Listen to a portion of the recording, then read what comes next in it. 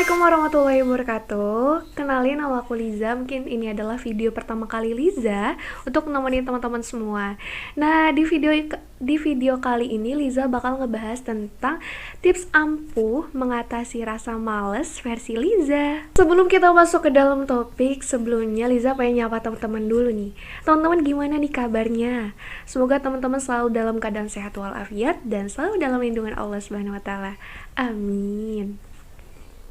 Hampir semua orang pernah ngerasain yang namanya rasa malas. Mungkin karena stuck, ataupun karena rasa bosen, ataupun juga karena memang gak punya kesibukan.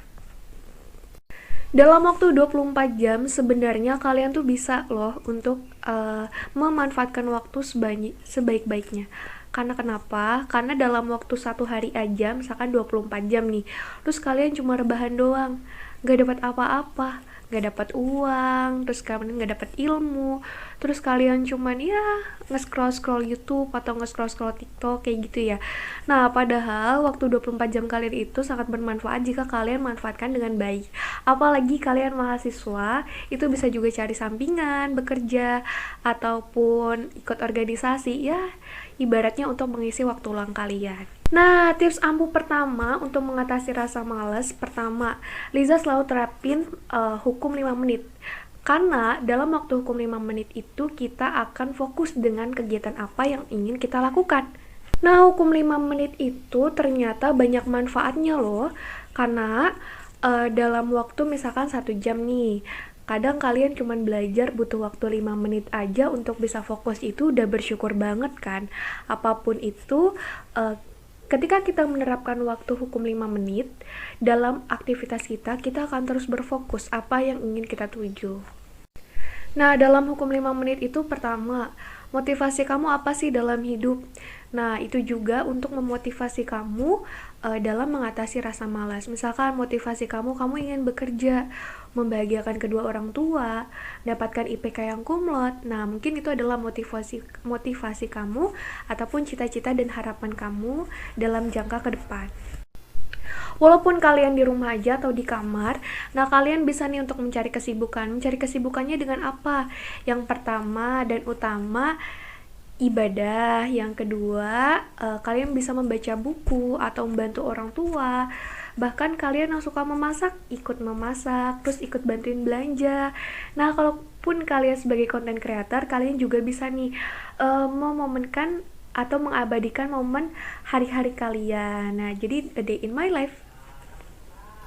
Yang ketiga, kalau kalian punya hobi tertentu bisa kalian manfaatkan dengan sebaik mungkin.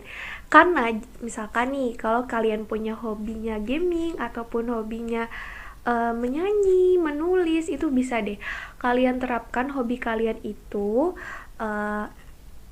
yang mendapatkan penghasilan tertentu, sehingga hobi tersebut bisa banyak manfaatnya. Yang keempat, jangan suka untuk menunda-nunda. Karena dengan kalian menunda kegiatan, maka kalian akan terus bermalas-malasan. Rutinitas itu terus terjadi. Karena jika rutinitas itu terjadi, maka diri kalianlah yang akan merugi. Nah, kalau misalkan kalian punya deadline itu masih lama, deadline mata kuliah atau ujian nih, tapi kalian ngerjainnya ntar. Nah, itu makin kesini kalian akan males, dan malas itu akan terbentuk suatu budaya dan kebiasaan dari kalian sendiri, kayak gitu. Yang kelima, yaitu buat target. Mungkin di antara kalian, aku juga selalu buat target. Karena kalau pribadi aku suka membuat scheduling tiap hari. Terus kegiatan apa yang aku harus fokusin, kegiatan apa yang memang tidak terlalu penting menurut aku dan yang memang penting menurut aku, dan itu aku utamakan. Karena dengan membuat target, maka hidup kalian akan jelas, target kalian, tujuan, aktivitas kalian sehari-hari akan lebih jelas. Nah, ketika target itu berhasil, maka ada pencapaian yang kalian tuju. Nah, misalkan suatu keberhasilan nih, kalian bisa dapat IP kumlot per per semester. Nah, itu kan suatu pencapaian. Dengan kalian menulis tujuan kalian, terus apa saja yang harus kalian lakukan, dan otomatis ada reward tersendiri. Nah, ini untuk yang keenam, yaitu memberikan hadiah atau reward, get reward untuk diri kita sendiri. Ya, seenggaknya dalam waktu satu semester kalian punya rencana berlibur, itu adalah sebagai salah satu get reward kalian dalam setiap semester. Yang ketujuh, memotivasi diri kalian sendiri. Karena kalau kita, misalkan kita ikut kelas coach, kita ikut belajar sana sini, tapi dari diri kita sendiri kok kita nggak ada kemajuan, kita nggak ada kemauan nih untuk bergerak, kita cuman hanya sejenak gitu loh rajin kita. Nah, kita nggak secara terus menerus, secara konsisten.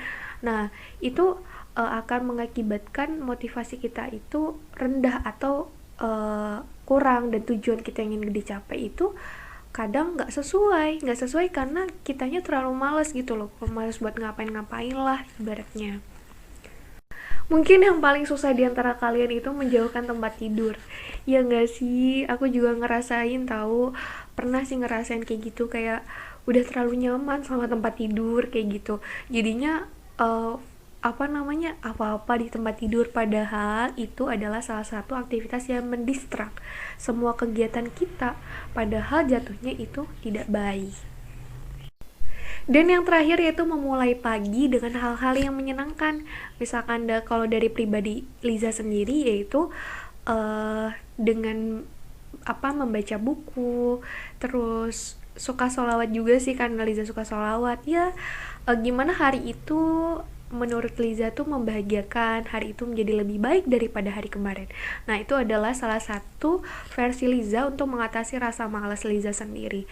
Karena ya Liza juga masih belajar untuk mengatasi rasa malas tersebut, sehingga sharing sedikit-sedikit aja gitu loh ke teman-teman. Semoga apa yang Liza udah berikan ke teman-teman itu bermanfaat untuk diri Liza sendiri dan bermanfaat untuk teman-teman. Nah, teman-teman jangan lupa untuk subscribe channel Liza dan like ataupun komen yang baik-baik, dan dukung sportif channel Liza ini agar berkembang ke depannya dan bermanfaat untuk teman-teman. Sekian, terima kasih. Assalamualaikum warahmatullahi wabarakatuh. See you.